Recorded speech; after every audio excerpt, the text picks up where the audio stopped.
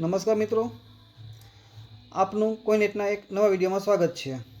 સૌપ્રથમ આ સિક્કો 1976માં બનાવ્યો હતો।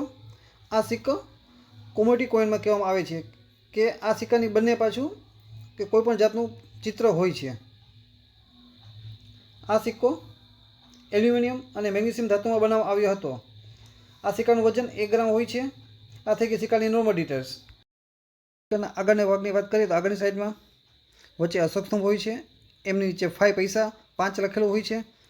લેફ્ટ સાઈડમાં પૈસા અને ભારત, રાઈટ સાઈડમાં ઇન્ડિયા અને પૈસા લખેલું છે। સિક્કાના પાછળની ભાગની વાત કરીએ તો ફ્રૂટ એન્ડ વર્ક ડે લખેલું છે, એમની વચ્ચે ટ્રેક્ટરનું ચિહ્ન છે અને બંને સાઈડમાં ઘઉંનું ચિત્ર છે। આ સિક્કાઓ ભારતની અલગ અલગ 3 મિન્ટ માર્કમાં બનાવવામાં આવ્યા હતા, જેમ કે બોમ્બે, કલકત્તા અને હૈદરાબાદ। ત્રણેય કોમન કેટેગરીમાં આ સિક્કાઓ આવે છે કે આ સિક્કાની કિંમત 5 રૂપિયાથી લઈને 50 રૂપિયા સુધી મળી શકે છે। હરેક કોઈની કિંમત કન્ડિશન ઉપર ડિપેન્ડ કરે છે અને ડિમાન્ડ અને સપ્લાય ઉપર આધાર રાખે છે।